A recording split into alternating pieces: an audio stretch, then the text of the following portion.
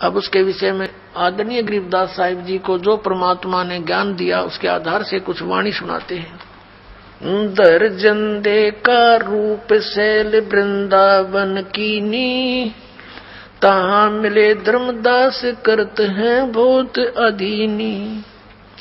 बहुरंगी बरियाम कामनी कामी सोई, दर सतगुरु का रूप धनी उतरे हैं लोई।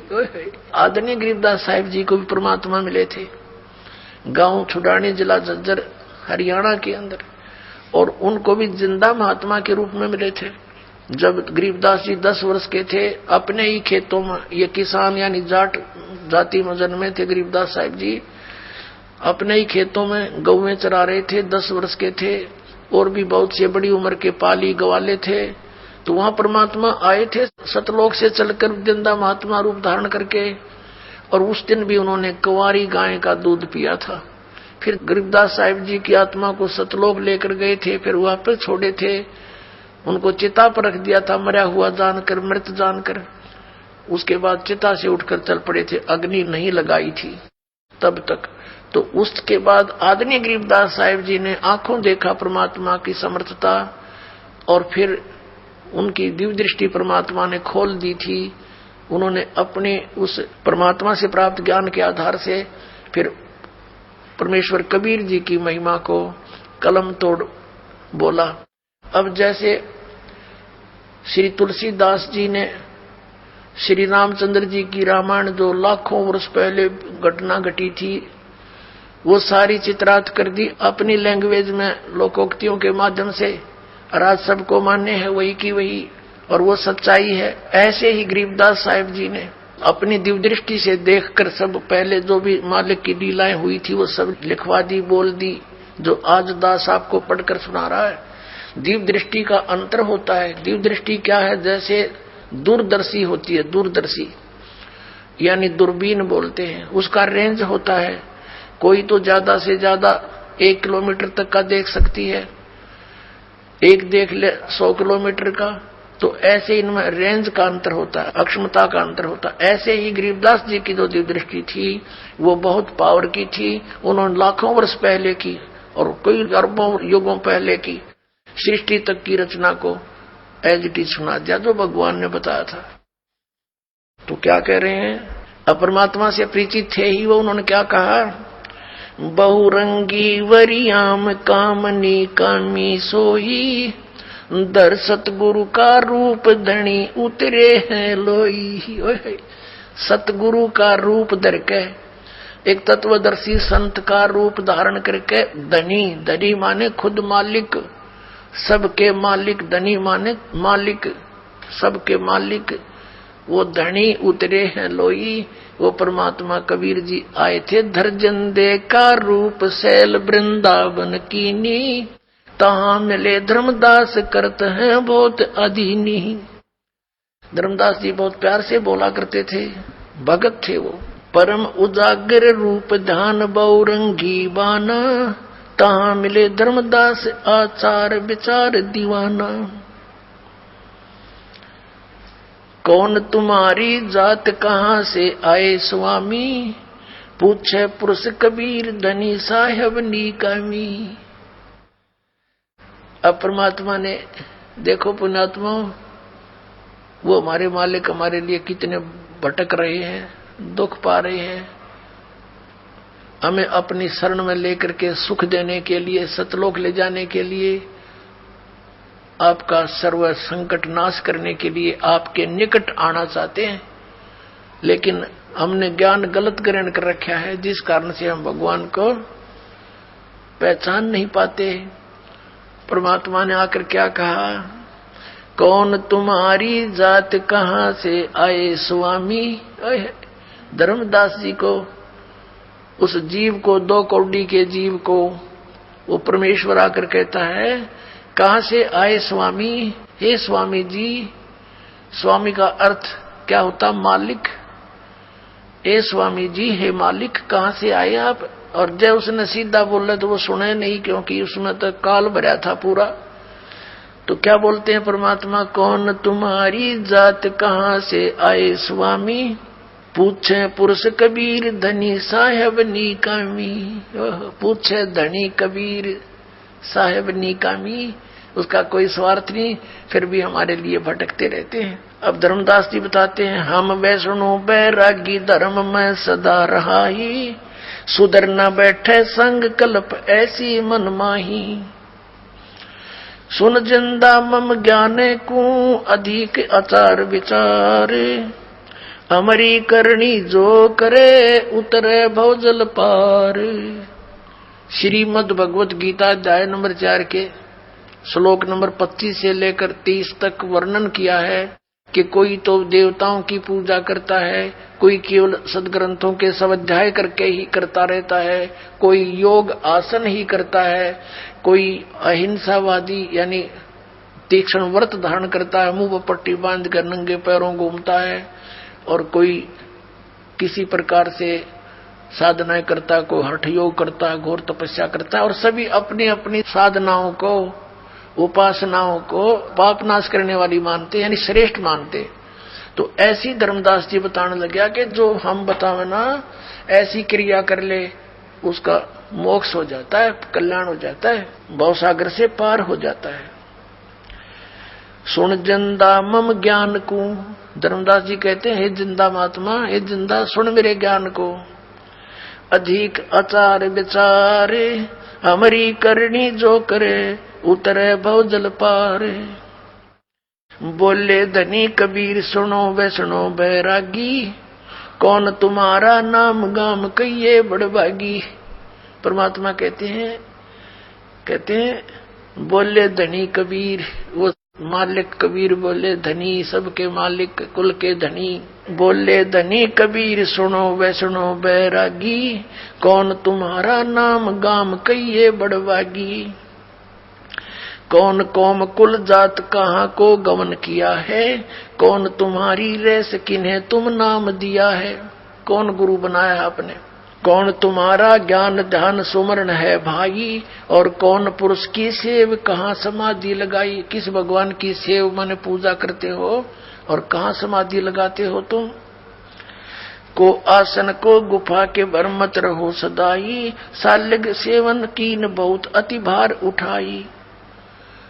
आपका कोई निश्चित स्थान है, कहीं कोई गुफा में रहते हो या ऐसे ही रमते राम हो, घूमते फिरते रहते हो, और शालिग्राम आपने ले रखा, बहुत वजन उठा रखा है मूर्ति का। झोली झंडा धूप दीप तुम अधिक आचारी, बोले धनी कबीर भेद कहियो ब्रह्मचारी। हमको पार लंगावे ही परम उजागर रूप, जंद कहे धर्मदास से तुम हो मुक्ति स्वरूप। देख परमात्मा ने कहा कि हमको पार लगाइयो, हमारा उद्धार करियो, हमें पार करियो। आप तो बहुत अच्छे महात्मा नजर आते हो। हमको पार लंघावे ही परम उजागर रूप, जंद कहे धर्मदास से तुम हो मुक्ति स्वरूप। जिंदा महात्मा के रूप में कहते हैं कि हमारा बेड़ा पार करियो, आप तो बड़े पहुंचे हुए नजर आते हो। अजय नू ना के तो परमात्मा वो सुने नहीं, भाग जा उठ के। अब उसको सुनाना भी था और फिर उसके अंदर का वो मवाद भी निकालना था जो गंध भर रखा था ज्ञान का। अब धर्मदास जी क्या बताते हैं, बांधोगढ़ है गाम नाम धर्मदास कहीजे, बांधोगढ़ है गाम नाम धर्मदास कहीजे, वैसे कुली कुल जात सुधर की नी बात सुनी जय। मेरा वैसे कुल में मेरी जात है, वैसे कुल में यानी बाणिया घर में मेरा जन्म है। हम शूद्र से बात नहीं करते, छोटी जाति वालों से दूर रहते, क्योंकि ये ब्राह्मणा की पढ़ाई वो पढ़ रहा था। शरगुण ज्ञान स्वरूप ध्यान सालग की सेवा, मल्लागिरी छिड़कंद संत सब पूजू देवा। 68 तीर्थ नान ध्यान कर कर हम आए, पूजे सालग राम तिलक गलमाल चढ़ाए। धूप दीप अधिकार आरती करे हमेशा, राम कृष्ण का जाप रटत है पूजे शंकर शेषा। अब अपनी विधि बताने लगा है कि हम क्या क्या करते हैं।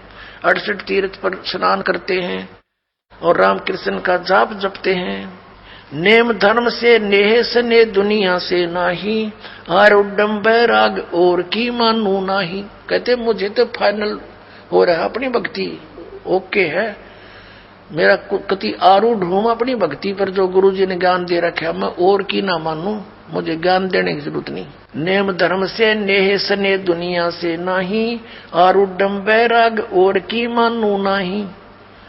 सुन जिंदे मम धर्म को वैष्णो रूप हमारे, 68 तीर्थ हम किए चीन्या सिरजनहार। के हमने 68 तीर्थ कर लिए मैंने, और दूसरा राउंड लगा रहा हुई मैं, और मैंने भगवान पा लिया। हमने जान रखा भगवान कौन है, श्री राम श्री कृष्ण। बोले जंद बैन कहाँ से सालग आए, को 68 का दाम मुझे तत्काल बतावे। राम कृष्ण कोटों गए, कबीर साहब ने बताया, राम कृष्ण करोड़ों मर गए और धनी एक का एक। जंद कहे धर्मदास से ये बूझो ज्ञान विवेक। अब ये तेरे राम कृष्ण करोड़ों मर लिए और वो धनी एक का एक, अब जरा सा भी विवेक रखता है तो उस ज्ञान को बूझ मेरे तय।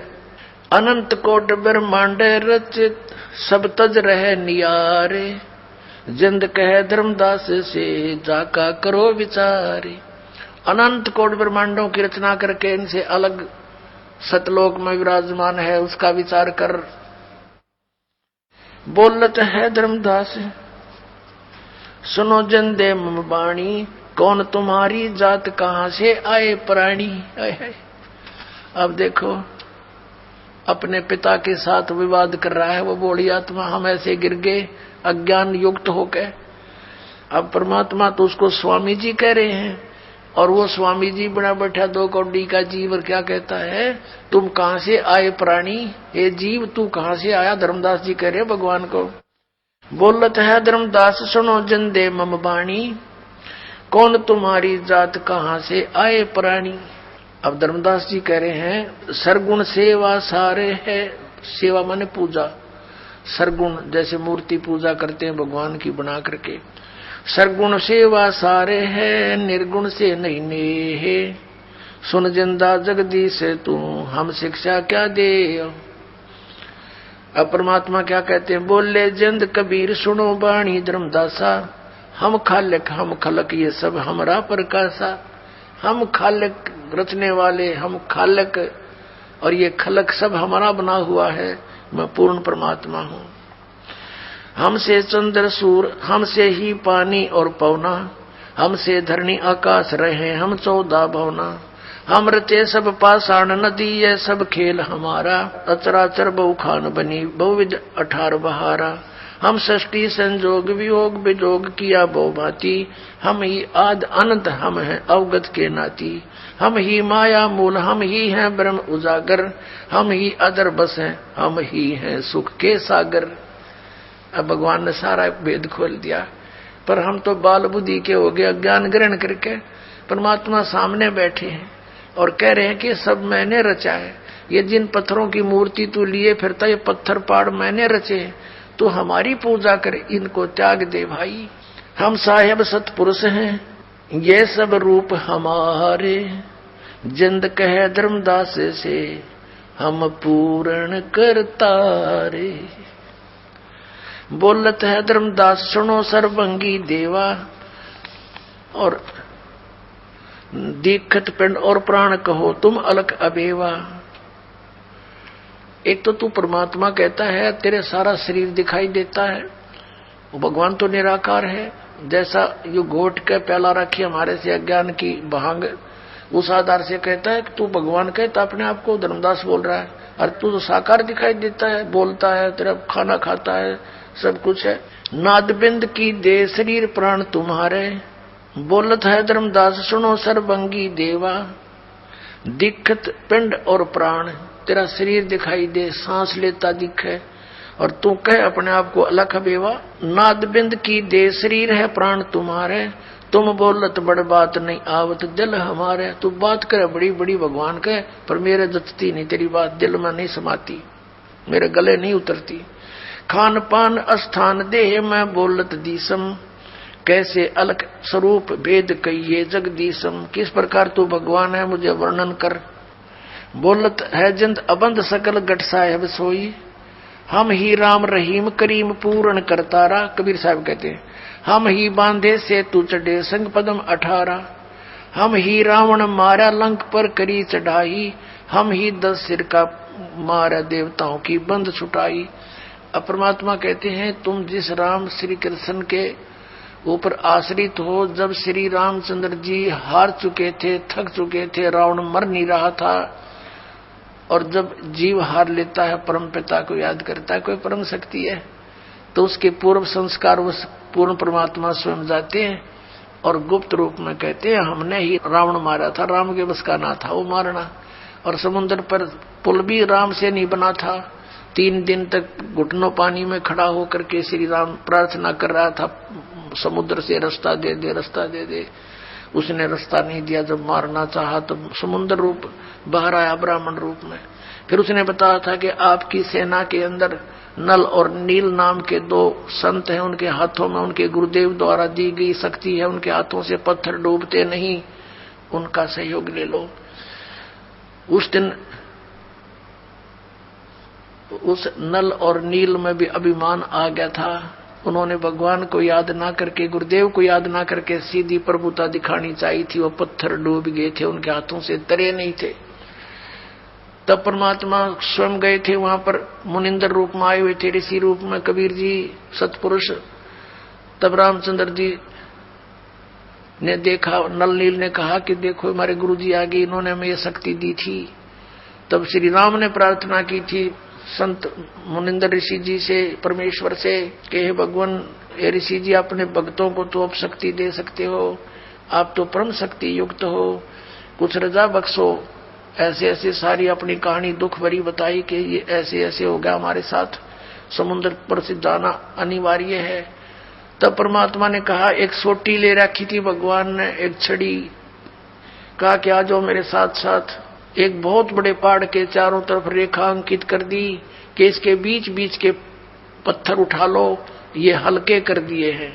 तब वो पत्थर उठाए गए और फिर वो पुल बनाया गया था। पुणात्मा, सच्चाई से हम कोसों दूर हैं, सच्चाई का हमें पता नहीं, कहते जगत का पेख ना पेखा, धनी का नाम ना लेखा। अब क्या बताते हैं, हम ही रावण मार लंक पर करी चढ़ाई, हम ही 10 सिर मारे देवता की बंद छुटाई, हम ही राम रहीम करीम पूर्ण करतारा, और हम ही बांधे सेतु यानी पुल हमने ही बनाया था, और चढ़े संग पदम 18। बोलत धर्मदास जिंद जननी को थारी, कौन पिता प्रवेश कौन गति रहन अधिकारी, क्यों उतरे कलमा ही कहो सब भेद विचारी, तुम निज पूर्ण ब्रह्म कहाँ अनपान आहारा। कौन तुम्हारा धाम नाम सुमरण क्या कहिए, तुम व्यापक कलमा ही तो कहाँ साहेब रहिए। जिंद कहे धर्मदास सुनो सतगुरु की वाणी, हम ही संत सुजान हम हैं सारंग पाणी। आगे क्या बताया, हम उतरे तुम काज सुन से किया पियाना, शब्द रूप धर दे समझ बाणी सुर ज्ञान।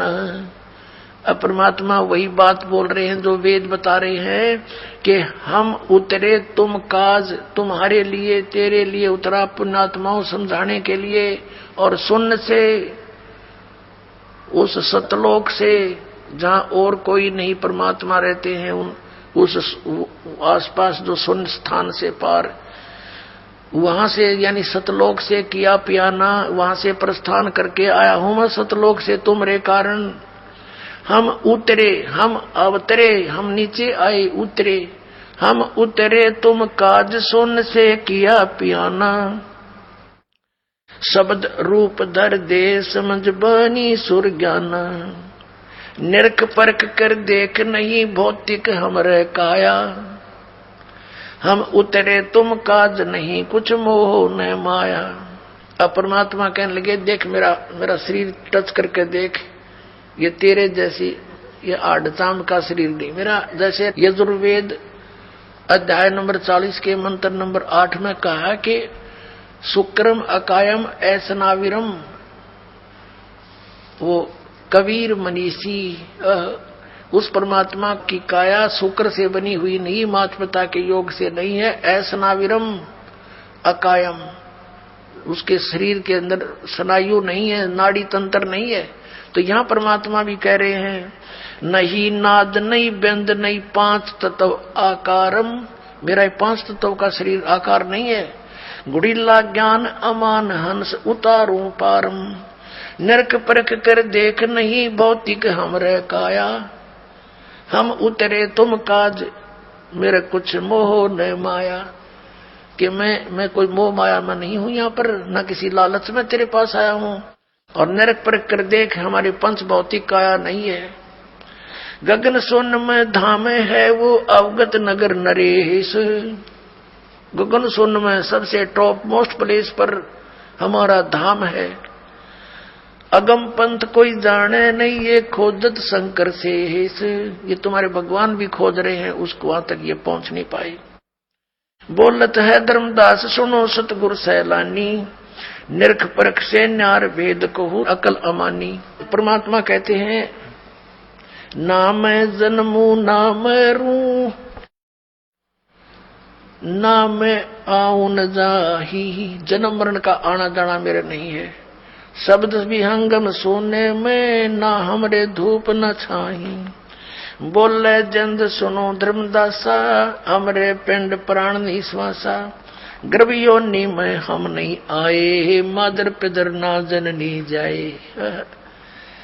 कहते हैं बोले जंद रूप में जिंदा रूप में बैठे भगवान कहते हैं सुनो धर्मदासा हमरे पिंड प्राण नहीं श्वासा, हमारे शरीर में श्वास नहीं है, हमारा तुम्हारे जैसा पिंड नहीं है, शरीर नहीं है।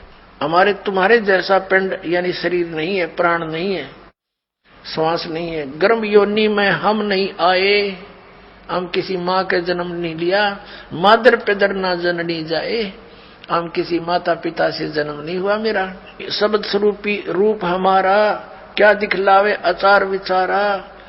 अब जैसे धर्मदास ने कहता कि मैं जीव हिंसा नहीं करता, परमात्मा याद दिलाते तुम कितना पाप करते हो दिन भर में। सत्य ब्राह्मण की है हत्या जो चौका तुम देवो नेता, जो तुम चौका देते हो लीपते हो जितने पोर्शन को और वहां खाना बनाते हो, इसमें इतने जीव हिंसा हो जाती है सूक्ष्म प्राणी। जैसे सत्य ब्राह्मण की हत्या कर दियो, इतना पाप तेरे बैड अकाउंट में लिखा जाता है। सत्य ब्राह्मण की है हत्या जो चौका तुम देवो नेता, ब्राह्मण से हत्या जो होई जल स्नान करत हो सोई। और 1000 ब्राह्मण की हत्या, इतना पाप लगता। जब तुम इस तालाब में इस मथुरा के जोड़ में नहाते हो, इसे तीर्थों में मसल मसल कर रगड़ रगड़ के ना जाने कितने जीवों का नाश कर देते हो। अपने साफ जल में नहाओ, घर बैठ के धक्के खाते फिरो ऐसे।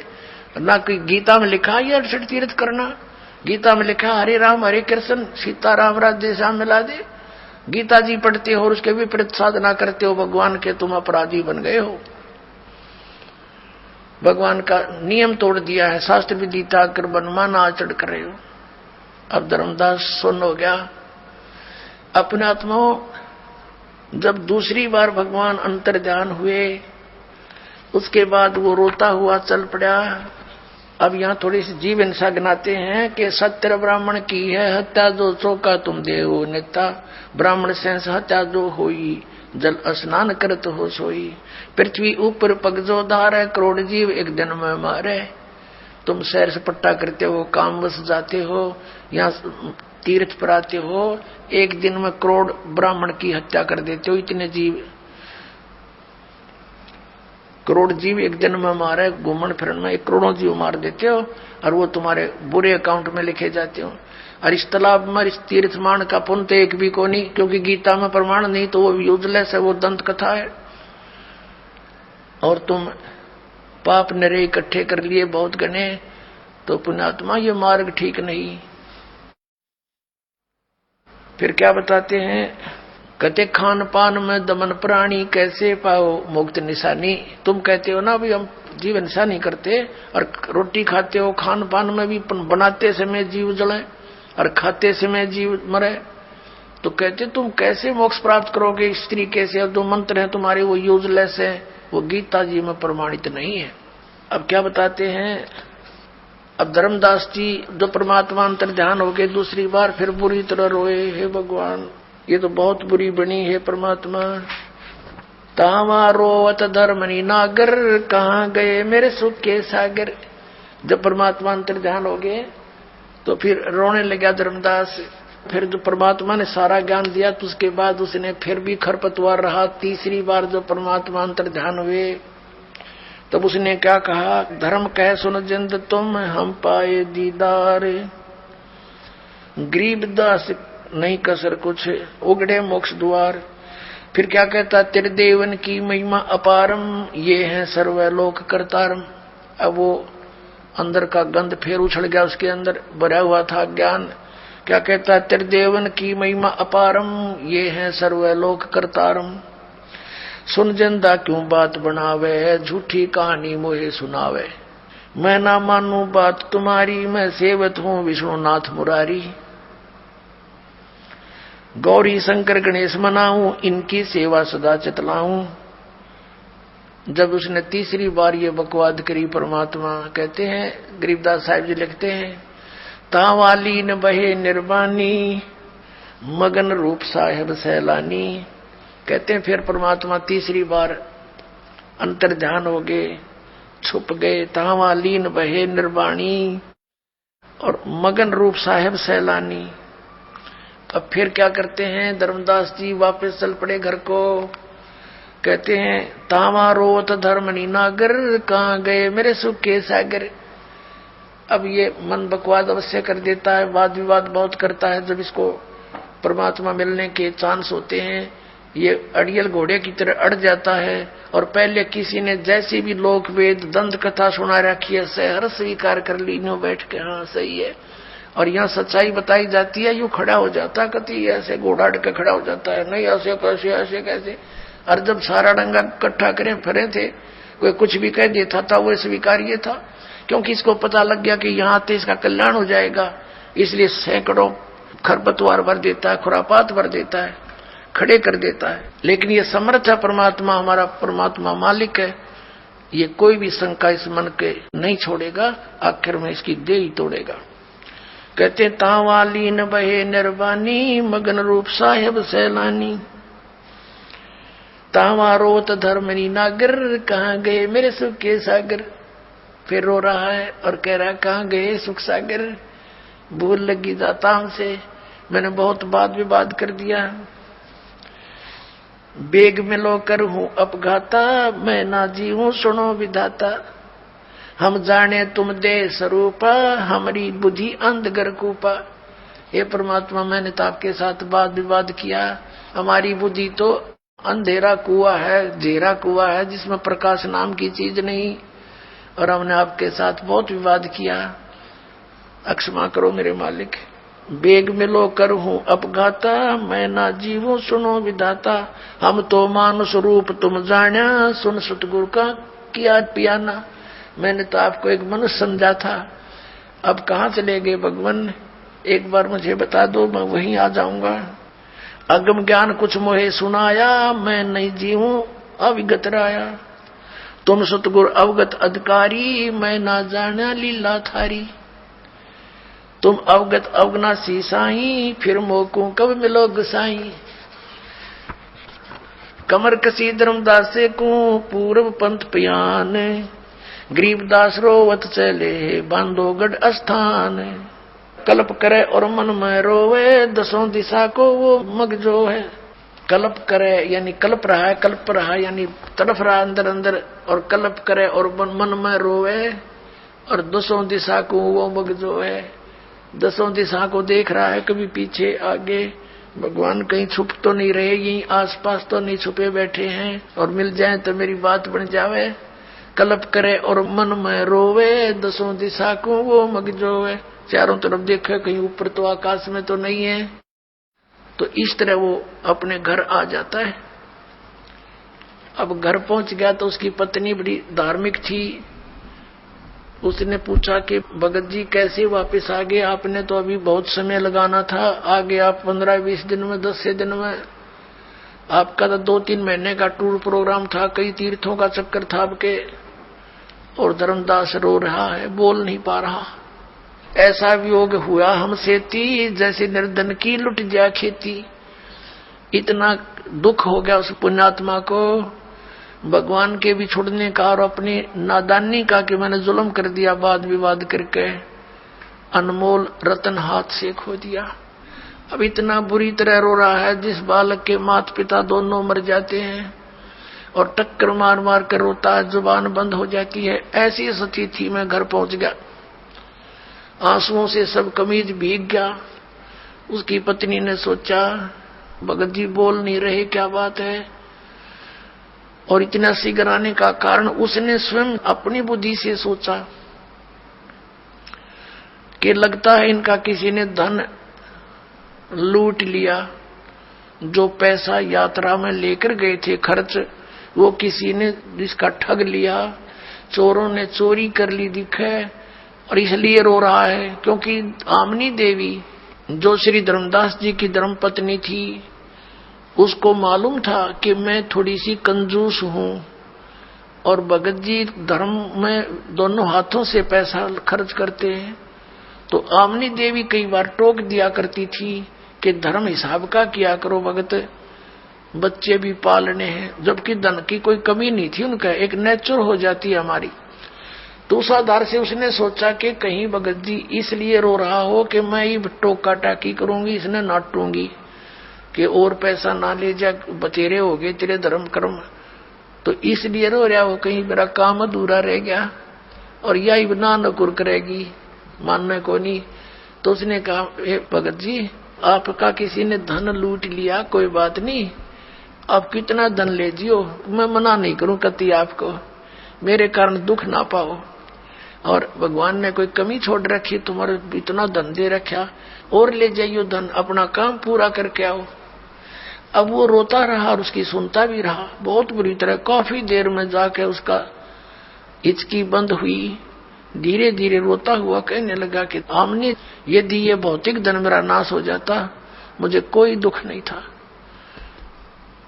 और ले जाता मैं तेरे से प्रार्थना करके, इसका दुख मुझे नहीं था। मेरे से आज ऐसा धन हाथ से चला गया, अब शायद मुझे वो मिला नहीं। मैं इतना नीच हूं और मैंने ऐसे ऐसे उस महापुरुष के साथ ऐसी जलालत कर दी, और तीसरी बार उसके साथ मैंने विवाद करके हाथों से खो दिया। अब वो मिला निर्मय जीव नहीं। फिर उसने शायद धीरे धीरे जब शांत सा दिल हुआ, आमनी जी को सारी पिछली जो घटना थी सारी सुना दी। आमनी ने कहा कि आप तो बुद्धिमान व्यक्ति थे, और लाला जी तो बिजनेस में माहिर होते हैं, आप इस सौदे को कैसे चूक गए।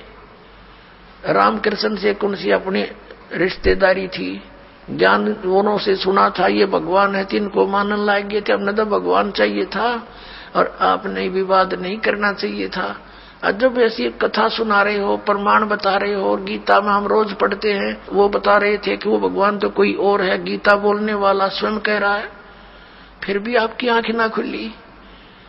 तो धर्मदास कहता है कि जिंदगी में पहली बार आर का सौदा करके आया हूं मैं, आज तक मैं हारा नहीं था, घाटे का बिजनेस किया नहीं था हमने, इसलिए रो रहा हूं। मैं जालिम व्यक्ति हूं, उस परमात्मा का क्या स्वार्थ था। अब रो रहा हूं, उसमें मेरे दिन अभिमान भरा था, मैं महात्मा बन गया, ये महात्मा अपना ले डूबा, मुझे ले डूबा। अब 6 महीने बीत गए, डेली रोए और बाहर बैठ जा दरवाजे पर, ऐसे जैसे बेलनी ने श्री राम की जो है बाट जोई थी, ऐसे देखे। और कहीं वो महात्मा कोई भी नजर आ जा, भाग्य जाओ नो, और नजदीक से जाके देखे ना वो तो कोई ना, फिर बुरी तरह रोए। खाना पीना छूट गया, कति कमजोर शरीर हो गया।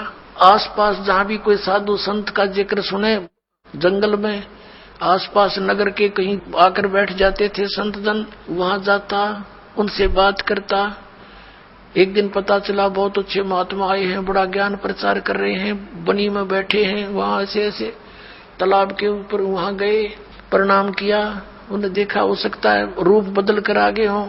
उसने पहचान के लिए प्रश्न किया कि ब्रह्मा विष्णु महेश के माता पिता कौन है, क्या ब्रह्मा विष्णु महेश जी की जन्म मृत्यु होती है?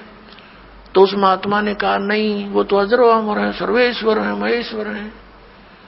जान गया कि रॉन्ग नंबर। ने बोला कि ये तो कोनी रॉन्ग नंबर है, तो कि वो बोली बोला जो हम पहले गुण गाया करते सुनते थे। उठ के आ गया, फिर रोया खूब।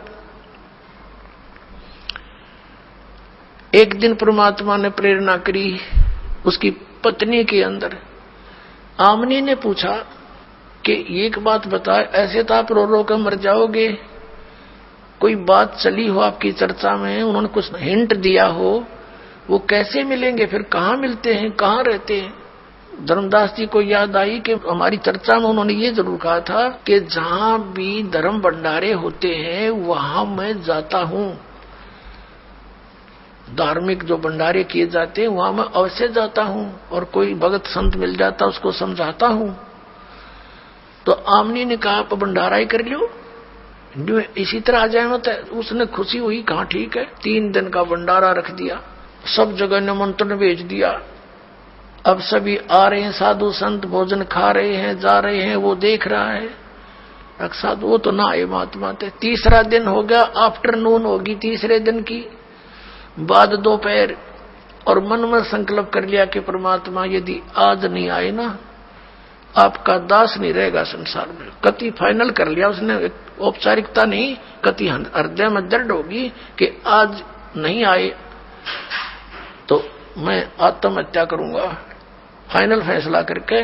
और देख रहा है ऐसे ऐसे साधु संत तकरीबन सब खाकर चले गए, 10-20 भक्त शेष रहे थे संत, और धर्मदास बहुत मायूस हो गए थे। उसी समय उसकी दृष्टि पड़ी, 100 फुट की दूरी पर एक वृक्ष कदम का पेड़ था, उसके नीचे वही परमात्मा विराजमान थे, जिंदा महात्मा के रूप में। धर्मदास दौड़ कर गए, भाग कर, अनु देखा जहां तक हो ये तो वही आगे, अरे ऐसे सीने का लपट गए कतीनो, अगदा से अब निकलना जा मेरे हाथ मत है। अनु रो, आंखों में पानी पड़े, हे भगवान माफ कर दियो पापी को, बड़ी गलती हुई मेरे से, हे भगवान कभी जिंदगी में गलती नहीं करूंगा, कोई बात विवाद नहीं करूंगा, जो आप कहोगे वही करूंगा। तो परमात्मा ने कहा कि इनको मेरा भेद ना बताना और इनको चलते कर दे। परमात्मा ने ये मालूम था कि ये आगे ना ये वाद विवाद करने लग जाएंगे सारे साधु संत, और इसने बेचला लेंगे बेचारे ने, फिर इसको ब्रह्म बांट देंगे, मुश्किल है खेत समारा इसका। तो उनको फटाफट विदा कर दे। धर्मदास कह जी जाना नहीं, अक नहीं जाऊंगा, जाना ना भगवान, अक नहीं जाऊंगा, मेरा वचन है ये। तो फिर उसका दिल सारू क्या, सब साधु संतों को फारिग करा, उनको दक्षिणा विक्षणा दे गए, वो नकलियों को डिगाया, पैर पकड़ के कहा भगवान दास की कुटिया चलियो। परमात्मा तो गए उस उद्देश्य से अंदर जाकर आमनी से अपनी पत्नी से कहा भाग्या वो धन पा गया जिसकी मुझे तलाश थी, आगे गुरुजी, आगे गुरुजी, महाराज जी आगे। अब एक बैठने के लिए आसन दिया, एक पैर धर्मदास ने पकड़ा, एक आमनी ने। आमनी देवी कहने लगी भगवान आपका बच्चा बड़ा नर्म आत्मा का है, आप जी ने इतनी कठिन परीक्षा नहीं लेनी चाहिए थी, ये तो बहुत नर्म आत्मा का, ये मर जाता मैं तो इसको सांत्वना देती रही। तो परमात्मा ने कहा बेटी मैंने इसको सजा नहीं दी, इसका लोहा गर्म कराया है, ये पहले वकील पाक रहा था काल का, और अब इसको लोहे को गर्म कर दिया। लोहे को गर्म किए बिना चोट मारने का कोई यूज नहीं, उस पर असर नहीं होता। अब इसको तड़फ डाल दी और सच्चाई से परिचित भी करा दिया। अब बेटा यू कति नरम हो गया, जो कहूंगा मानेगा ना, तो वकील बन गया था काल का, और इसकी रक्षा भी मैंने ही की है बेटा, ना तो मरते ही उसी दिन जाता, इसकी ऐसी स्थिति हो गई थी। लेकिन इसमें काल घुस रहा था, एडी तो ले गए चोटी ताई, और ये अज्ञान से ओत प्रोत था। पूरी कथा सुनी, दोनों ने उपदेश लिया। परमात्मा ने कहा अभी फिर आऊंगा मैं कभी। उधर से क्या हुआ कि फिर परमात्मा दोबारा गए, ज्ञान सुना। धर्मदास कहने लगा भगवान आपका लोक कहाँ है, कहाँ से आते हो, कहाँ आपका ठिकाना है, एक बार दास को वो दर्शन करा दो, मैं भी आपसे मिलता रहा करूंगा। परमात्मा ने कहा ठीक है भाई। अब क्या किया, धर्मदास जी की आत्मा को निकाल लिया। धर्मदास जी का शरीर अचेत पड़ा है, श्वास चल रहे हैं, अचेत हो गया, मूर्छित टाइप हो गया, और लेकर चले गए। कुछ देर में आमनी जी ने देखा महात्मा चले गए और भगत जी अचेत हो गए। उसने आसपास के आपके कुल के लोगों को इकट्ठा किया, रिश्तेदार आने लग गए। 3 दिन बीत गए। उधर से परमात्मा ले गए सतलोक में, देख मेरा यूं से ठिकाना भाई, या तेरे पास आया को नहीं जा। जब धर्मदास जी को ऊपर लेकर गए, सब ब्रह्मांड दिखाए, ये सब ब्रह्मा विष्णु महेश के लोक दिखाए, धर्मराज का लोक दिखाया, नरक और स्वर्ग दिखाया, ब्रह्मा विष्णु महेश की सतीथि से परिचित करवाया।